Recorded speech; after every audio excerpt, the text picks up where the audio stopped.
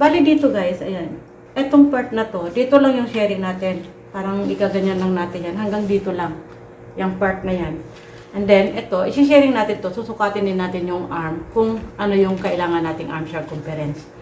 So, ganyan lang. And then, dito naman, ayan. Ito lang yung tatabasin natin sa front. Itong part na to. And then, ito naman din yung back.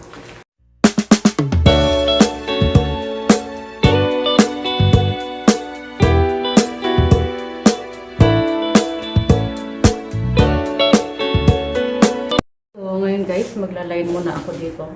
Mag-a-adjust tayo dito. Ito parang pinaka-edge na to. Kasi maglalagay ako mamaya ng continuous collar para hindi umabot doon. Parang same lang din guys dito ha. Ito lang yung magiging guide natin. So, mula dito sa kanto, mababa tayo 2 inches. Gaganyan lang natin yan. Ayan.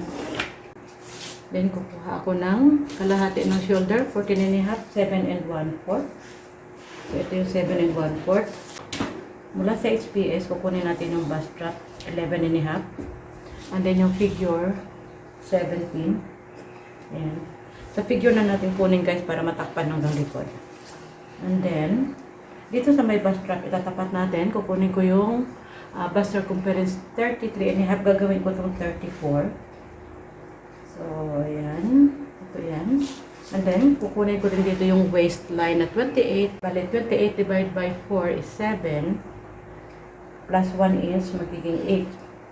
So, bago kayo magdagdag ng pang-tax, guys, lagi nyo munang i-divide plus 1 inch. So, guguhitan ko lang muna itong side. Kukunin ko muna yung curve ng front. Pero hindi na natin ito susundan mamaya. Para lang makuha natin yung straight sa back. Kasi lagi yan magtatapat dito. Laging maiksi yung back. So, ito lang yung kukunin natin sa back mamaya. And then, yung front naman, nakabulero yan ng ganyan. Mamaya ko rin ipapakita sa inyo. And then, mula dito sa center, kukunin natin yung kalahati ng armhole na 18 divided by 2 is 9. Mula dito sa center ng back and front, kukunin natin yan. Hahanapin natin yung tatapatan ng 9. So, igaganyan lang natin guys. Then, hahanapin natin. So, ayan yung 9. Ito na yung magiging armhole ng front. Gaganyan lang natin yan. Ito yung front. Ito naman din yung back. So, lagi yan naka-adjust ng half inch dito sa my curve. Pagdating dito. Itadarken ko na lang yan mamaya. And then, mula naman dito sa center, kukunin natin straight. Kukunin ko muna yung straight ito guys. Kung ano yung lapad dito, yun yung lapad dito. And then, mula sa center back, kukuha ako ng kalahati sa neckline. Gagawin kong 3. So, ito yung 3 inches.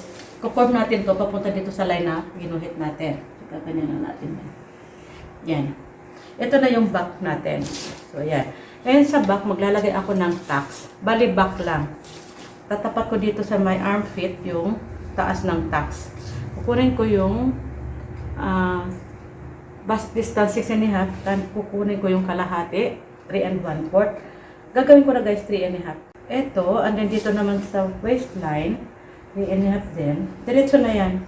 Kukuha ko dito ng tag half inch. So, nakasenter yung ating 3.5. And then, kukuhitan lang natin yung ganyan.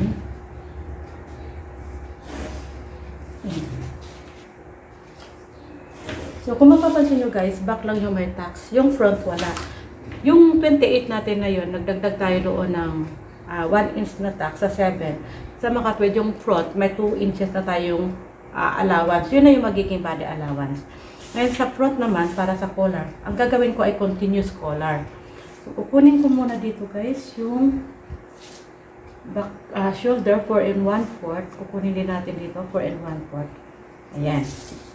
Kunin ko muna yan. Gaganyanin ko muna. Guhitan ko lang muna ng ganyan. Then, kukunin natin guys yung back. Ito, kung gaano ka haba. Ito ay 4. Mula dito sa front, shoulder, paakyat, kukuha ako ng 4 inches. Ito yung magiging continuous papunta sa back. Yung 4 inches na yan, dito yan mapupunta sa neckline ng back. Then, gagawa lang ako guys ng collar na 1 1/4. Maliit lang yung standing collar para sa back. So, 1 1/4 na yung aking gagawin. Gagawa ko dito ng 1 1/4. Ayan. Gaganyan ko lang yan, ha. Okay. Punta natin ito. Eto ngayon, idediretso natin yan pababa. So, medyo i-form natin ng ganyan. Yan. Medyo i-korte lang natin ng ganyan. And then, ito sa baba naman na front, i-form ko rin to. So, open to guys, nakaganyan. Yan. Ito na yung magiging front, yung forma na yan. So, pinagsama ko na. Dadarken ko lang to, ha, para makita nyo. Ito yung back shoulder. Ito yung front. At since sa continuous collar, so, ganyan lang natin.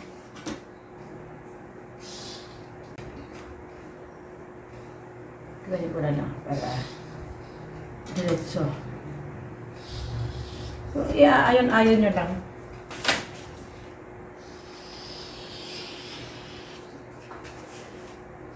Ito naman din yung side.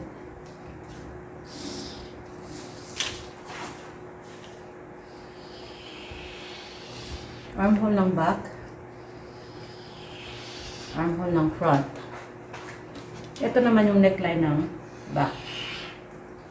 Yan. Ito naman din yung length ng back. So, buo yung back, guys. Ayan. Then, lalagyan natin ng tax. Ayan. Yan na. Ganyan lang kasimple. Ito, hindi na to kasama. Ito lang.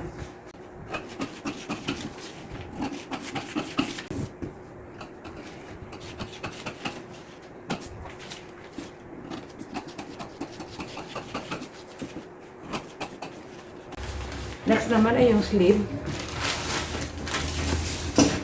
So, ang gagawin ko guys ay pop sleeve. Ang armhole niya, maglalagay ako ng sharing sa may bandang shoulder at maglalagay din ako ng sharing sa may cups. Pero, kukunin muna natin yung armhole. Since na maglalagay tayo guys ng sharing, yung 9, dagdagan ko yan ng 2 inches para sa sharing. Kalahati ng 18 is 9 plus 2 inches magiging 11. So, ang gagawin ko dito guys ay 11. Yun. At since nga yung ating kalahati ng armhole ay 9, ang kalahati din ng 9 ay 4 1/2, kukuha ko dito, mula dito guys, kukuha ko ng 4 1/2. Dito pa rin yung curve natin. So, medyo pa mahaba yung dito kasi nga isi-sharing natin to. Kukunin ko muna yung sleeve length. So, 10. Ito guys ay medyo nakatali yung pinaka-band. So, yung arm circumference ay 11 1/2. Dodoblehin na natin yan guys. 11 1/2 pa rin yung ating gagawin dito. So, gaganyan ko pa rin yan. Kung makikita nyo, nakaganyan. Ayan, medyo naka-A-line. Ayan. And then, i-curve lang natin to. O ganyan. Ayan guys, medyo naka-curve. Hindi maganda kung diretso. Kailangan medyo naka-curve siya ng ganyan. Then, ito, ikaganyan ko lang to. Tauli ko dito. Papunta dito. Yan yung front. Ang back naman, lalabas natin dito sa line. Then, wala. So, dito siya nagkakaroon ng distance. Yan.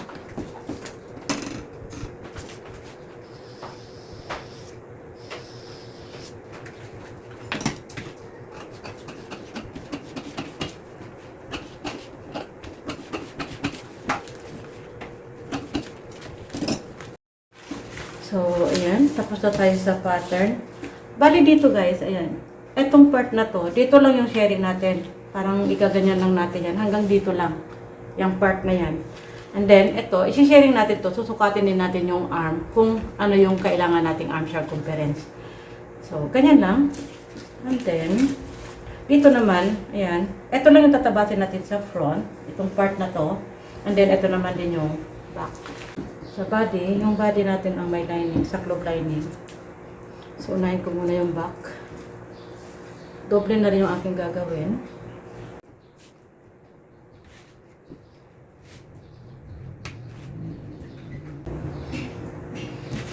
So, Sa back guys, ayan, nakapulta yung dito. Gaganyan lang natin yan.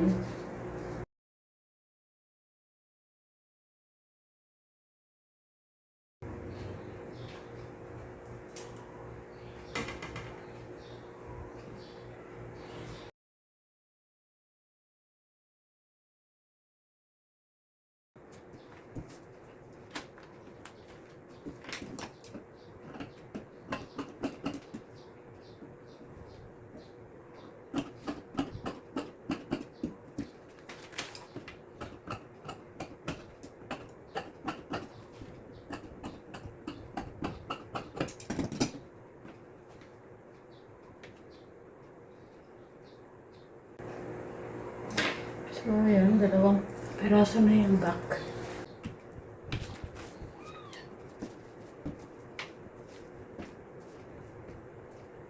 Sa front guys, ito na yung ating kukunin. Ayan.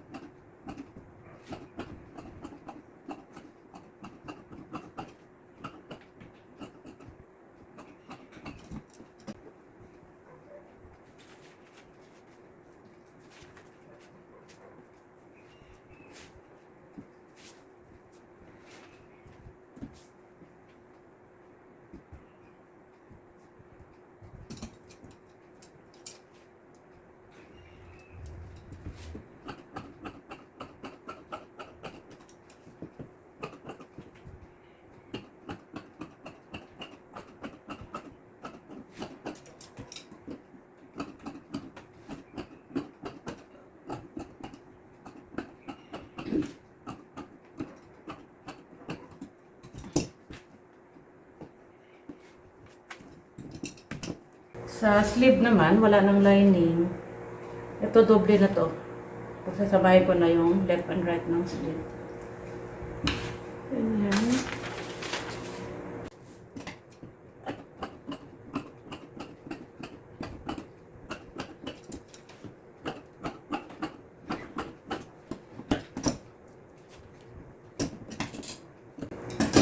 Open ko na to guys para makuha ko din yung papawasan ko yung sa front.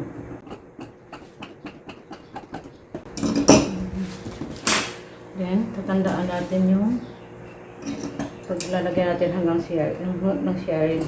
Dito lang. Gagawa muna ako guys ng bias cut para naman sa aking gagawing cap band. So, bali nakatali to.